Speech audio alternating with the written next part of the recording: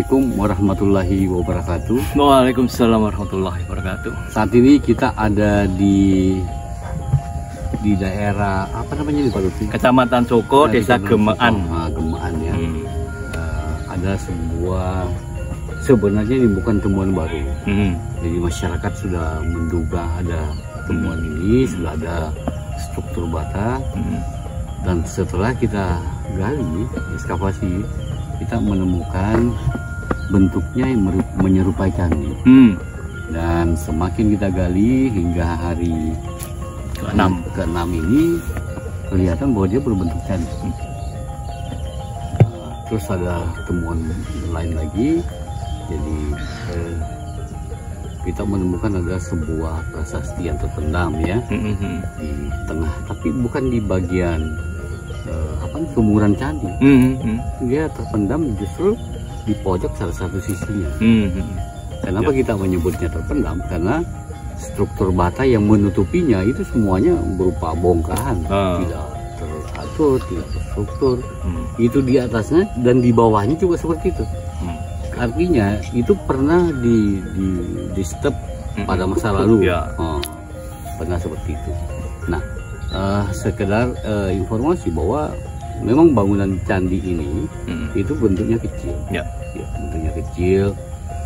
Dan yang menjadi permasalahan utama kita adalah kita tidak melihat bentuknya yang asli seperti apa.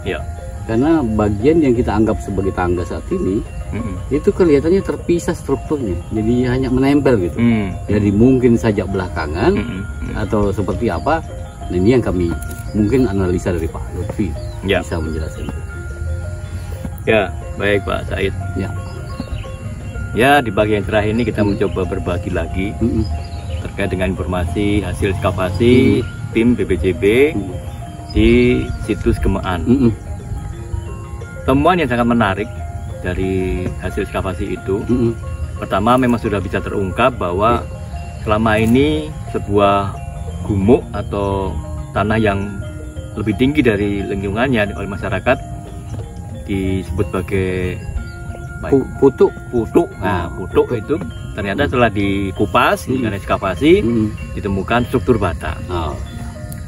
Dan memang ini memberikan suatu informasi yang lebih jelas kepada masyarakat keberadaan dari struktur bata itu sendiri. Kita bisa melihat dari pertama ukuran batanya. Secara arkeologis kita memang seringkali menaruh perhatian pada ukuran bata. Ukuran bata di Gemekan ini juga ternyata tidak hanya satu dimensi, tapi juga ada dimensi lain yang lebih besar, walaupun jumlahnya sangat sedikit ya. Tapi paling tidak dari ukuran yang banyak dipakai dengan ketebalan 9 cm dan panjang sekitar 39 cm ya. Dan ini memiliki kandungan informasi relatif untuk pertanggalan. Karena bisa kita coba bandingkan dengan misalnya bata yang ada di Candi Brahu. Nah, betul. Itu juga ukurannya mendekati sama dengan yang ada di sini. Yang kedua, bagaimana cara menyusun bata sendiri. Batanya disusun tidak sekedar ditumpuk, tapi juga menggunakan teknik gosok atau sering disebut sebagai kosot. Nah, ini menunjukkan bahwa memang pembuatannya sudah dari masa yang sangat kuno, karena belum mengenal perekat, lepa atau perekat dari badan yang lain. Yang berikutnya dari denahnya, ini menarik sekali. Denahnya tidak mirip dengan candi-candi yang dibangun pada masa Tumapel, Singasari dan Majapahit. Artinya lebih tua dia. Nah, jadi potensinya karena tidak mengikuti pola yang ada di masa-masa itu, tentu kita layak untuk menyebutnya lebih tua. Gitu. Nah, kemudian yang berikutnya ternyata pada bagian candi ini kita juga tidak mendapatkan misalnya relung atau garbagreha. Nah, artinya yang tersisa pada kita mungkin pada posisi hanya bagian bawahnya saja. Itu bagian kaki ya, mungkin malah di bawah kaki, fondasi saja, fondasi atau batur gitu. Nah, ini yang menarik perhatian kita karena kita tentu ingin tahu ke atas seperti apa. Nah, nanti kita akan jelaskan dari beberapa temuan yang ada mengapa kita mempunyai dugaan-dugaan terkait dengan bangunan ini. Oke. Ya. Nah, kalau melihat dari bentuk, ya, bentuk dari denah struktur, ya, denah struktur ini, kira-kira dia itu peninggalan Hindu atau Buddha? Ini menarik, Pak.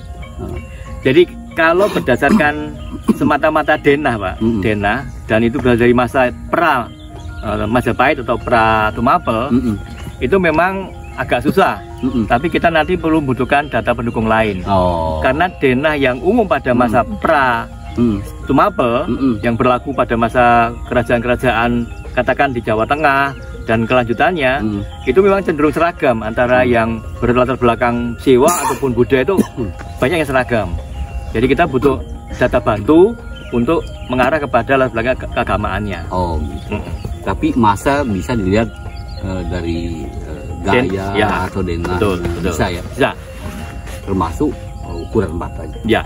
Oke Pak Lutfi, dari tadi kita melihat ya kondisi daripada struktur ini, ya walaupun agak hancur bagian-bagian atasnya, tapi kan masih bisa memperlihatkan dia sebenarnya berlatar belakang agama apa. Nah, mungkin Pak Lutfi menjelaskan itu dulu. Baik, sebelum mengarah ke situ kita perlu laporkan pada pemirsa ini bahwa kondisi struktur yang kita ekskavasi ini sebenarnya sudah begitu tercapik-capik sebenarnya. Hancur, sudah banyak bata yang diambil, bahkan di bagian tertentu benar-benar sudah sampai ke bawah gitu ya pengambilannya, dan sudah masif sekali. Nah, kembali pada persoalan latar belakang keagamaan, ini memang menjadi upaya kita yang penting untuk menjelaskan terkait dengan latar belakang agama apa candi ini. Saya memulai dari hal dasar dulu. Dari denah candinya itu memang ada potensi mengarah kepada agama baik itu Hindu atau Buddha. Nah, karena memang denah candi-candi yang sangat kuno itu sama gitu, bisa sama antara Buddha sama Hindu. sama banyak contoh denahnya sama. Nah, jadi kita butuh alat bantu yang lain. Nah, yang berikutnya ada informasi penting, Pak, dari laporan Dinas Purbakala Belanda. Pada tahun 1890. Itu di Soko. Oh iya, kecamatan. Ya, pernah ditemukan sebuah arca Mahakala. Ya, dan arca Mahakala itu secara visual mirip sekali dengan Mahakala yang kita temukan di Pandegong. Yang di Jombang. Ya. Dan juga mirip sekali dengan Mahakala yang ditemukan di beberapa wilayah di Jawa Tengah. Nah, yang menarik, Mahakala itu berdiri, kemudian rambutnya menjuntai tapi tidak lurus, gimbal. Nah, ini ada informasi yang perlu kita angkat, karena ternyata Mahakala seperti ini juga kita temukan di wilayah Jawa Timur, yaitu di Candi Adanadan. Adanadan sendiri ya. Oke. Khusus Adanadan, ternyata latar belakang keagamaannya itu Buddhis, Pak. Buddhis. Dengan tipe Mahakala yang sama. Nah, ini tambahan data. Kemudian ini yang menarik lagi, karena kalau kita berangkat pada kurun waktu pembangunan candinya, dan kita mendapatkan dukungan data yang sangat penting berupa data prasasti, dan itu sangat jelas tertulis angka tahunnya 852 Saka. Kalau dikonversikan ke Masehi berarti 930 Masehi. Abad 10 Masehi. Nah, ini terkait dengan pemerintahan raja sangat terkenal, Busindo tepat sekali, Pak. Dan kita paham bahwa Busindo itu adalah raja penganut Buddha. Berarti karena dia raja penganut Buddha, berarti hasil karyanya pasti Buddha gitu. Nah, tentu akan banyak perhatian kepada bangunan-bangunan keagamaan yang Buddhis kan gitu. Tapi nggak semua bangunan yang Busindo itu Buddha kan? Betul. Bisa dipercaya itu.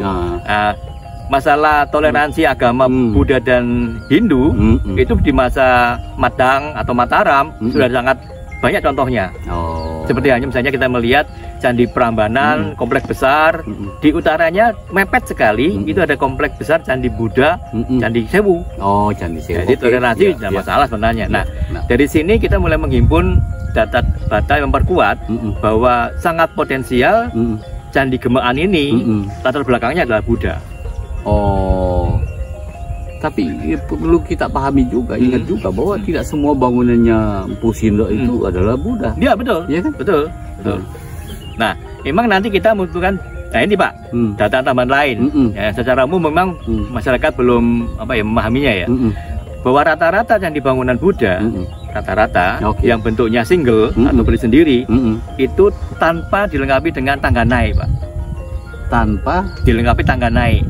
Seperti Candi Sumberhawan ya? Iya, misalnya Sumberhawan. Jadi karena tidak ada keharusan untuk umat Buddha itu melakukan upacara baik itu pradaksina ataupun yang lain dengan cara menaiki bangunan suci itu kemudian melakukan berjalan mengelilingi bangunan itu. Tidak selalu begitu. Tidak harus ya. Tidak harus, karena bisa dilakukan juga di pelatarannya saja atau di halamannya saja. Tapi Candi Buddha Borobudur itu malah ada tepat sekali Pak Said. Ini diskusinya jadi menarik ini. Iya. Karena Candi Borobudur pada prinsipnya adalah bukan semata-mata bangunan suci untuk ritual, tapi juga merupakan dalam tanda petik seperti universitas bagi mereka yang mau belajar tentang Buddha. Karena di sana dilengkapi dengan banyak sekali relief tentang bagaimana Buddha itu diajarkan, kemudian bagaimana tingkatan manusia sampai pada tingkatan paling tinggi belajar Buddha, dilengkapi dengan 10 tingkatan Pak ke atas itu. Dari Kamadhatu, Rupadhatu dan Arupadhatu. Nah, itu Pak saya. Ya. Paham saya sampai di situ, Pak. Ya. Jadi kenapa ada Candi Buddha yang boleh ada maksudnya ada jalannya untuk naik, ada yang tidak ada. Seperti di Sumberhawan memang nggak ada. Ya, betul. Bentuk bangunan Buddha yang seperti ini, yang tidak ada tangganya, Pak, itu termasuk jenis bangunan apa? Nah, kalau bangunannya, nah maka bukan terpaksa, tapi kita mendapat bantuan Pak, bantuan dari hasil bacaan teks prasasti temuan dari Gemekan ini. Di dalam prasasti itu disebutkan bahwa Raja Sindo itu memberikan hak penetapan sima terkait dengan bangunan suci, yang disebut sebagai Prasada Kabaktian I Pangurumbigian. Itu nama bangunannya atau nama orangnya, Pak? Nah, kalau prasada itu biasanya dalam kamus Jawa kuno dikaitkan dengan bangunan yang menjulang tinggi. Bangunan menjulang tinggi. Ya. Tinggi, Pak. Nah, tentu saja tinggi itu relatif ya Pak Said ya. Yang tinggi itu apakah struktur lengkapnya semuanya bata begitu sampai atas sampai atap, atau ada struktur bata kemudian dia menopang struktur dari bahan kayu. Jadi dia batur gitu ya? Ya, jadi memang sangat dimungkinkan yang disebut bangunan itu tidak selamanya dari bawah sampai atap semuanya satu bahan.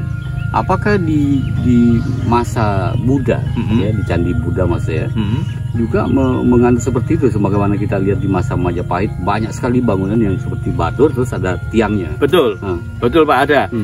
Salah satu contoh yang boleh dikatakan tua sekali dari Indonesia adalah temuan dari situs-situs yang ada di Batu Jaya. Jadi sampai sekarang Jawa Barat ya. Jawa Barat itu pertanggalannya masuk pada abad 2 Masehi bahkan. Dan tidak kita dapatkan adanya garbagriha atau ruang-ruang utama di atas bangunan itu gitu. Itu contoh yang sangat tua.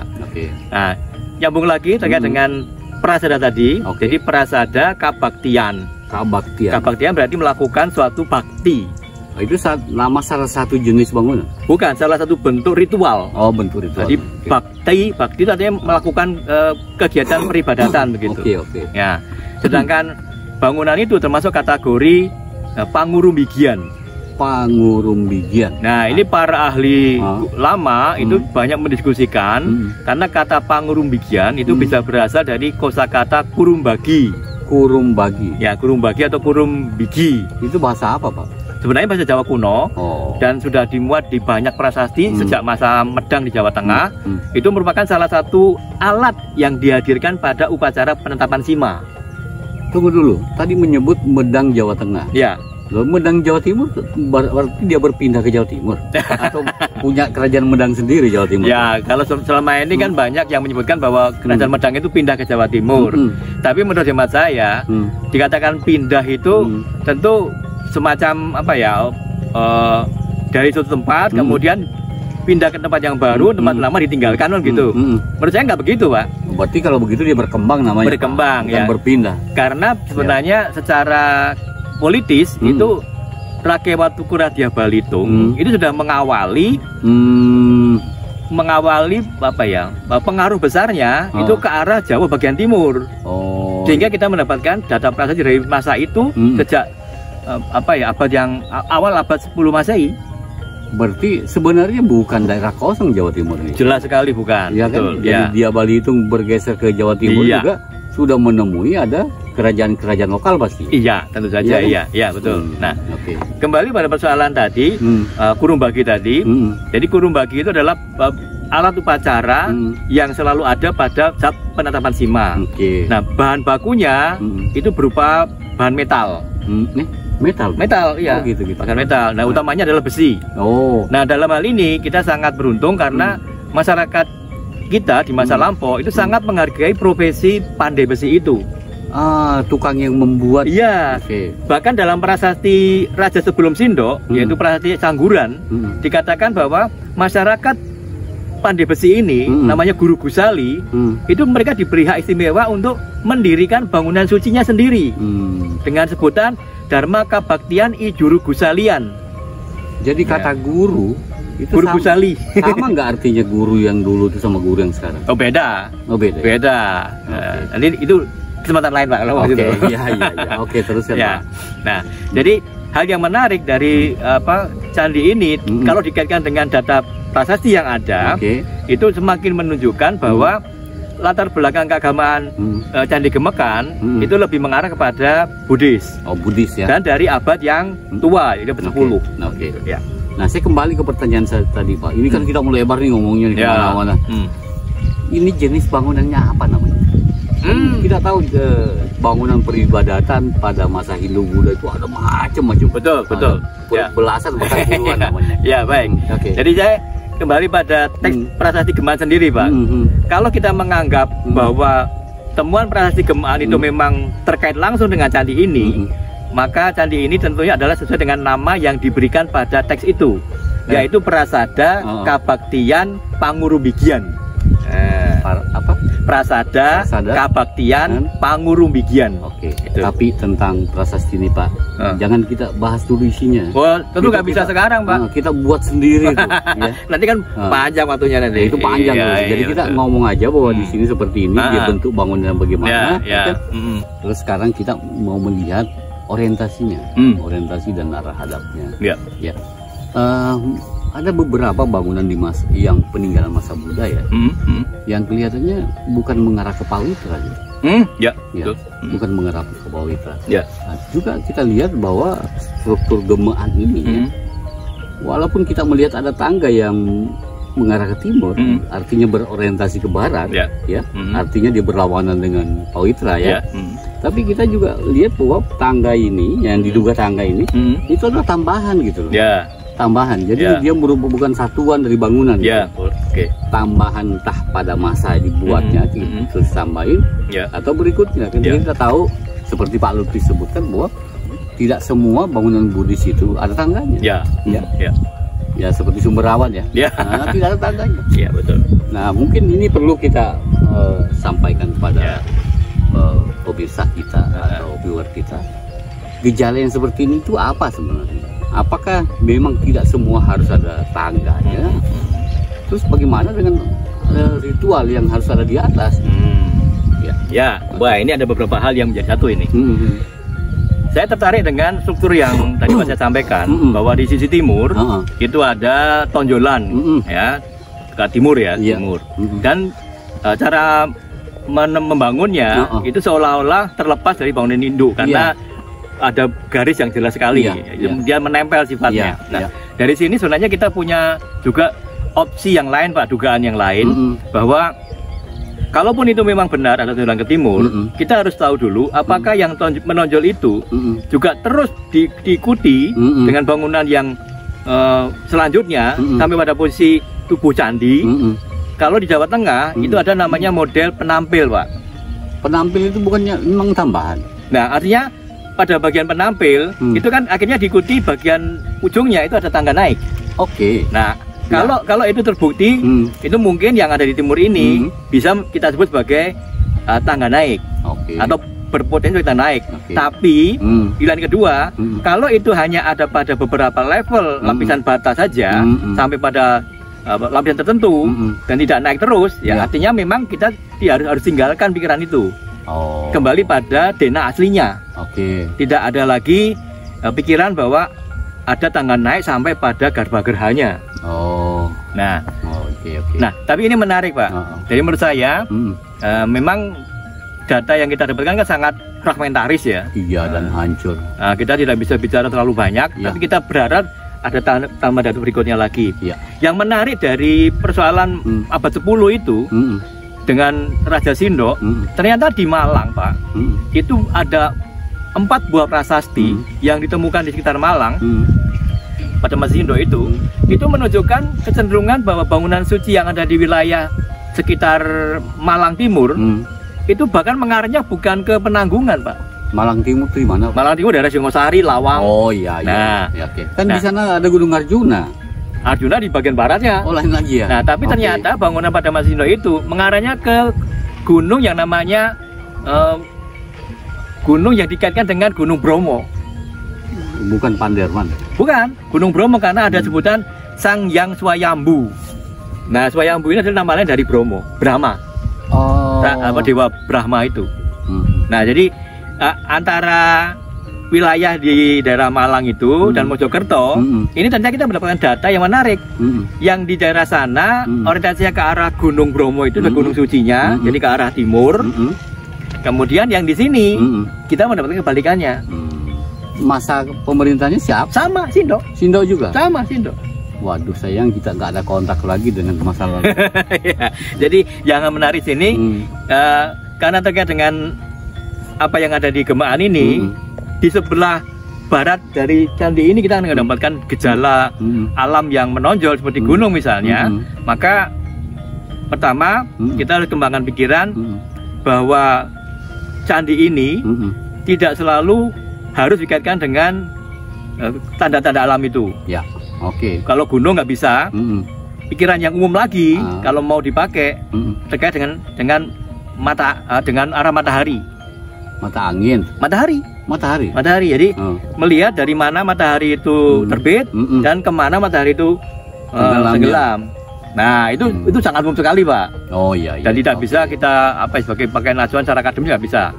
Nah, jadi intinya bahwa kalau kita melihat dengan tanda-tanda alam adanya gunung atau gunung suci itu, nah candi ini kita nggak bisa paksakan harus berorientasi pada gunung tertentu. Kalau kita mengacu pada posisi adanya tonjolan di bagian timur ini. Apakah sebuah struktur bangunan atau bangunan candi ya bisa berorientasi kepada candi yang lain yang dianggap lebih suci? Apakah ini kan lebih kecil nih, jadi kalau kita lihat secara mata awam bahwa Candi Brahu itu lebih besar tuh. Apakah dia ada konsep yang seperti itu? Ini hanya berpikir lepas saja, Pak. Nah, kalau yang pendapat seperti itu sebenarnya pernah ada yang mirip, Pak. Yang mirip. Jadi ada seorang pakar namanya N.J. Krom. Oh iya. Kemudian diikuti juga oleh Stutterheim. Ya. Mereka menghubungkan 3 candi, Pak, yang ada di Jawa Tengah dan tiga-tiganya Buddhis. Yang pertama Candi Borobudur, kemudian di tengah ada Candi Pawon, kemudian Candi Mendut. Ternyata ketika candi ini kalau ditarik garis lurus, benar-benar lurus, Pak. Tapi berorientasi kemana? Ke Candi Borobudurnya. Oh, berarti Candi Borobudur adalah pusatnya. Ya. Kemudian di sisi lain ada candi antaranya Candi Pawon, kemudian yang paling jauh itu Candi Mendut. Nah itu tadi mungkin yang apakah ada seperti itu kemudian? Barangkali, tapi kita tidak punya patokan yang pasti, Pak. Oke, pertanyaan saya, apakah Candi Brahu ada di mana? posisinya. Candi Brau ada di sebelah barat dari Gemaan ini. Tapi nggak barat pas ya? Nggak barat pas, barat ke arah selatan. Ya, oke lah. Jadi itu menjadi informasi aja buat masyarakat. Silakan dipikirkan, silakan cari referensi. Iya betul. Ya. Sambil kita juga tetap melakukan kajian untuk melengkapi itu. Nah itu barangkali yang masalah tadi kita sudah menyampaikan tentang kira-kira nama candi, jenis bangunannya apa, ya. Namanya tadi apa Pak? Lupa saya. Prasada Kabaktian Pangurumbigian. Artinya bangunan suci keagamaan untuk melakukan ritual bagi para gurung bagi. Gurung bagi itu ya ini profesi yang terkait dengan pertanian sebenarnya. Oh, itu sebenarnya alat dari bahan metal yang selalu dihadirkan pada upacara penetapan sima. Wah, itu maksudnya. Jadi ada profesi ya. Ya. Oke. Jadi candi ini merupakan media penyembahan atau ritual bagi profesi yang membuat peralatan itu maksudnya. Iya. Oh, oke. Nah sekarang mungkin kita harus akan menyampaikan hal yang apa yang ditemukan di Gemaan ini. Wah menarik ini. Nah itu. Yang tadi kan kita sudah bicara bangunannya, arahnya, ya kan namanya. Oke. Nah kita temuan-temuan hasil penggalian yang kita temukan di sini itu macam-macam Pak.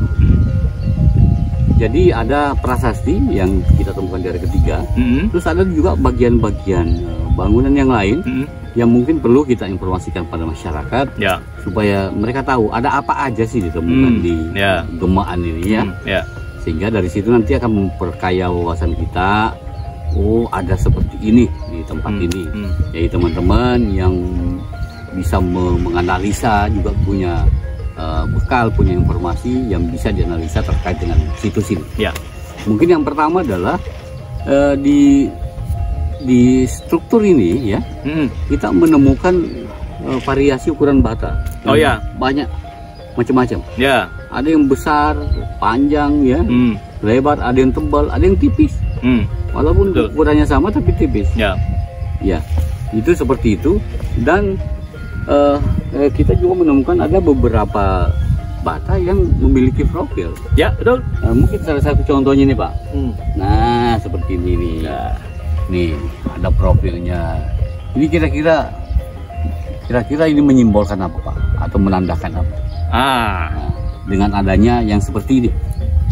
Dari fragmen ini Pak Said, kita mendapatkan bahwa bagian ini bagian luar yang ada sisa pahatannya. Nah, sisa pahatan ini memang sudah tidak begitu jelas, tapi ini mengindikasikan bahwa bangunan ini tidak polos, Pak. Oke. Ada ornamennya. Nah, kalau yang tidak polos biasanya bukan Buddha. Oh tidak. Bangunan Buddha pun bahkan di Jawa Tengah kaya raya dengan ornamen, bahkan dengan arca-arca. Iya, Candi Borobudur. Jadi ini sisa dari ornamen itu, dan ini menunjukkan bahwa dulu ketika candi ini masih berdiri, itu tentu di banyak bagiannya terdapat ornamen-ornamen itu. Itu salah satunya. Dan ada nih, ya, yang ini nih, seperti ada apa sih namanya? Bukan oyef ya? Ya. Nah, ini sebenarnya posisinya bisa begini atau sebaliknya sebenarnya. Oh, terbalik. Iya, bisa sebaliknya gitu juga. Iya. Karena intinya adalah bentuk lengkung ini. Itu namanya apa? Bentuk lengkung ini ya. Namanya apa? Biasanya disebut sebagai sisi genta. Sisi genta? Iya. Ini kan nggak lengkap Pak ini Pak. Oh. Jadi ini begini. Ada balasannya lagi. Ya. Ini bahasa sederhananya sisi genta kalau dia lengkap. Dan ini merupakan salah satu karakter yang hadir pada bangunan yang sangat tua. Oh, itu penciri. Ya, jadi biasanya kalau bangunan kuno yang sangat tua itu ada 3 komponen. Apa itu? Sisi genta, pelipit, dan satu lagi setengah lingkaran atau belah rotan. Yang disebut oyef itu yang bagaimana? Oyef itu yang setengah lingkaran itu. Oh, iya. Tapi ini juga bisa juga setengah lingkaran yang kebalik. Maksudnya? Ya ini, jadi cekung bentuknya. Oh iya, bukan cembungnya. Iya, itu oke. Bisa begitu. Karena kita hanya mendapatkan sisa ini, jadi banyak peluang untuk ditafsirkan. Oke. Ya, jadi pertama sisi genta atau larutan yang terbalik. Oke. Iya. Ya, memang ya masih sangat terbatas data kita karena kita hanya penggalian selama 5 hari. Ya. Masih banyak yang kita harus buka. Nah, ini ada lagi nih, Pak. Nah, kalau ini yang sangat umum pada bangunan-bangunan Hindu-Buddha, bagian sudut yang ada tonjolannya, ini antefik, Pak. Antefik pojok atau sudut. Oke. Oh iya, ini ya. Ya, oh iya. Oke. Oke. Kelihatan sekali. Ya. Oke. Nah, temuan lain nih. Ada nih apa nih kayak aneh ini. Ya. Nah, apa kayak ujungnya apa namanya itu? Belalai maksudnya? Iya. Jadi justru ini yang menarik perhatian kita, Pak. Ini seandainya kita menganggap ini sangat berhubungan dengan bangunan aslinya, ini ada kemungkinan adalah fragmen arca ini, Pak. Oh iya. Ini bagian lengannya ini, Pak. Nah, ini tubuhnya di sini. Ini bagian lengannya. Oh iya. Nah, tentunya candi kecil kalau besar. Nah, ini lengannya. Candi kecil ya? Oh, bukan candi kecil, arca kecil. Oh iya, sorry. Arca kecil. Ya, arca kecil. Dan banyak di situ ini. Oke. Ya, ini menarik sekali. Oke. Mas saya cuma ketemu satu. Ya, kalau dengan adanya fragmen arca kecil ini, pasti ada tempatnya dong. Betul. Jadi nggak mungkin bangunan polos, tidak ada tangganya, tiba-tiba ada begini. Penempatan arca itu memang sangat bervariasi. Bisa ditempatkan dalam sebuah relung atau ceruk, atau juga bisa ditempatkan di atas altar atau di atas lapik. Nah, kita tidak tahu konteksnya jelas. Oke.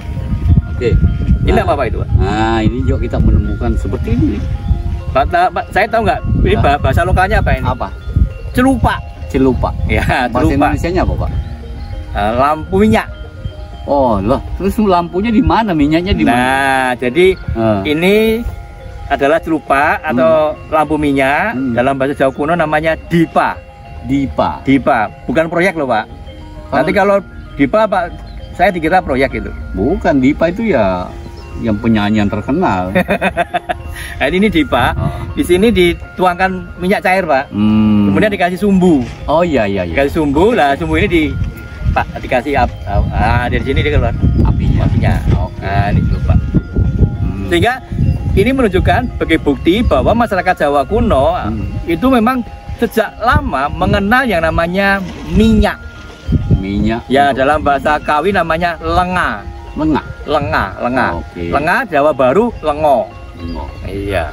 Oke. Berarti untuk penerangan ya? Untuk penerangan dan juga bisa kepentingan ritual. Oh, jadi ritual. Nah, karena konteksnya temukan di candi, kemungkinan adalah dipa yang untuk diperuntukkan bagi ritual. Dipa bukan dupa toh? Lain lagi, Pak, dupa. Lain lagi, Pak ya. Iya. Nah, sekarang kita mencoba menyampaikan kepada viewer kita bahwa di Gemaan ini ditemukan prasasti walaupun tidak utuh ya. Kita hanya menemukan setengah dan beberapa patahan, potongan-potongan ya.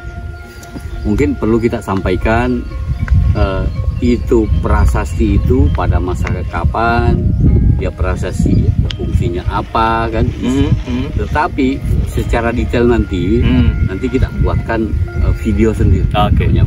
Kita hanya menyampaikan dia masanya kapan, di raja siapa, dia sebenarnya sebagai prasasti. Silakan, Pak. Tuh, saya jawab ini. Nah, iya. Singkat cerita, Pak.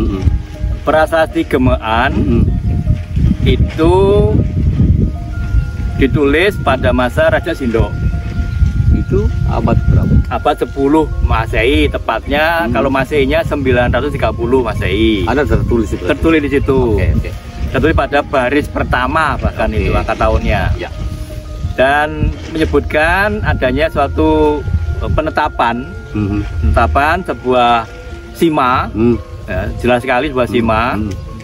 Dan sima itu diperuntukkan bagi bangunan suci. Yang namanya prasada Pengabaktian Pangurumbigian tadi. Itu intinya itu. Jadi ada orang yang diberi tanggung jawab untuk menjadi pengelola sima itu dan bertanggung jawab pula untuk pelestarian ritual keagamaannya di candi ini. Gitu. Intinya itu. Jadi yang kita temukan itu hanya potongan, Pak. Potongan besar tapi. Oh, potongan sudah 31 baris ya, Pak? Ya, mungkin itu sudah 50 atau 60% dari prasastinya. Ya. Nah, mungkin itu yang masih perlu kita lanjutkan. Bagaimana kita mencari potongannya. Ya. Dan kelihatannya itu sudah pernah tergali sebelumnya. Itu terbukti dengan lapisan penutup yang ada di bagian atasnya itu adalah growol-growol, Pak. Ya, udah bercampur aduk. Iya. Dan kita lanjutkan setelah mengangkat prasasti itu, di bawahnya masih growol lagi, Pak. Ya. Berarti pernah ada orang yang mencari itu, menggali itu, tapi anehnya kenapa nggak diambil? Ya. Ya. Ya, yang jelas saya sepakat dengan Mas Said melihat gejala arkeologinya itu, posisi batu prasasti itu memang di kedalaman 1 meter 30 cm. Ya. Dan pada posisi lapisan tanah yang sudah teraduk, sudah rusak ya. Jadi ini kondisinya prasasti sendiri juga sudah patah.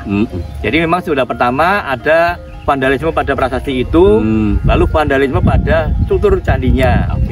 Dan ini kita menjadi data penting kita untuk juga menjawab apakah memang batu prasasti itu benar-benar berasal dari candi ini atau di luar candi ini. Yang kebetulan kita mendapatkan data itu dia sudah ada di tengah-tengah struktur yang ada ini. Bukan di tengah, Pak? Maksudnya di timur laut ya? Timur laut. Jadi kalau seandainya itu bukan di sumurannya. Bukan di sumuran. Ya. Nah, justru ini yang jadi pertanyaan saya, Pak, untuk Pak Said ini supaya nanti nggak dilupakan. Apa itu? Status bangunan ini, Pak. Nah, dalam konteks sekarang loh ya. Jadi status dia berada di kawasan Cagar Budaya Nasional. Ya. Kawasan ya? Jadi kawasannya. Oh. Jadi walaupun belum pernah diketahui bahwa di sini ada candi. Ada prasasti, belum tahu. Oh, oke. Nah, tapi dia berada dalam kawasan Cagar Budaya Nasional, maka temuan-temuan yang ada di dalamnya sudah termasuk bagian daripada cagar budaya yang harus dilindungi. Oke. Nah, seperti itu.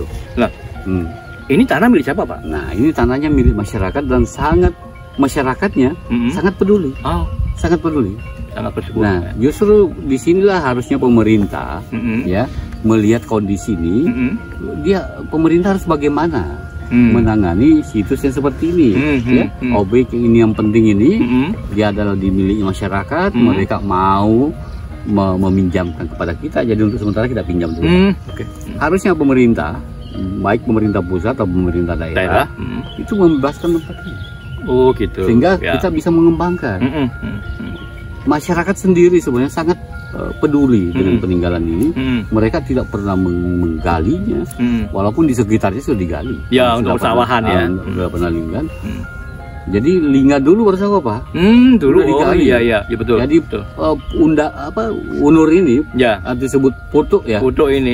Putuk ini itu terjadi karena tanah sekelilingnya diambil untuk buat bata.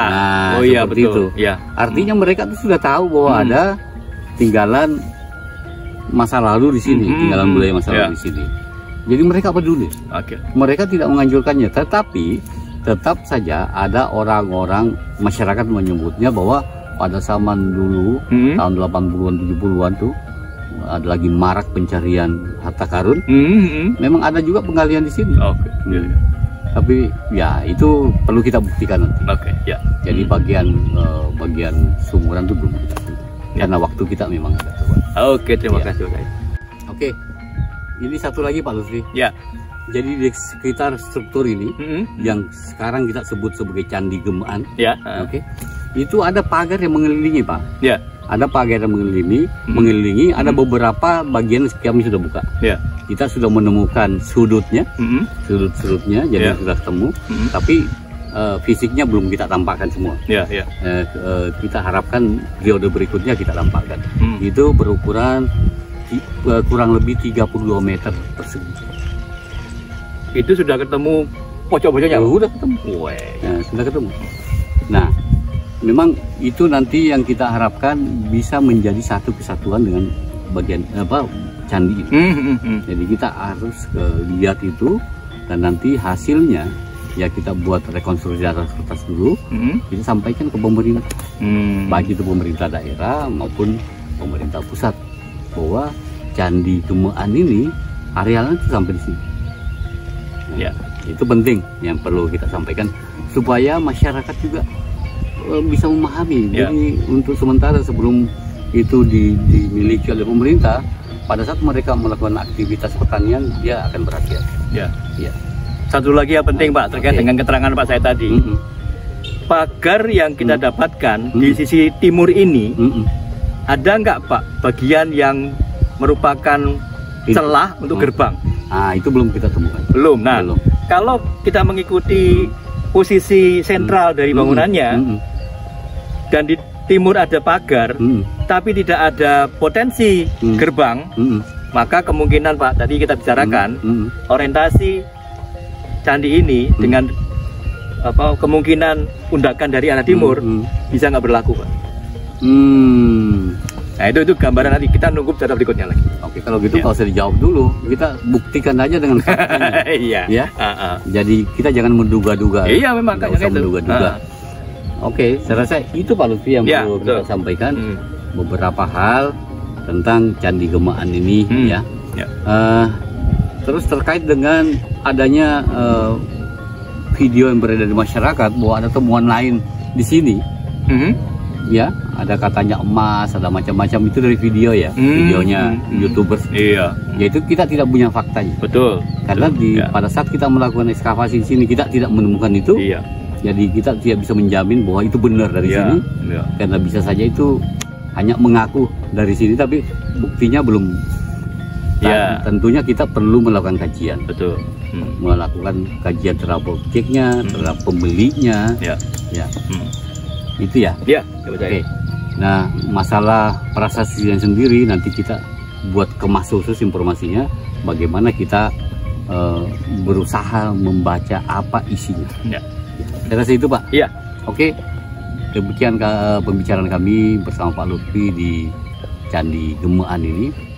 Mudah-mudahan dapat menjadi informasi yang baik buat seluruh masyarakat, baik untuk generasi muda maupun untuk secara keseluruhan. Demikian, Assalamualaikum warahmatullahi wabarakatuh. Waalaikumsalam warahmatullahi wabarakatuh.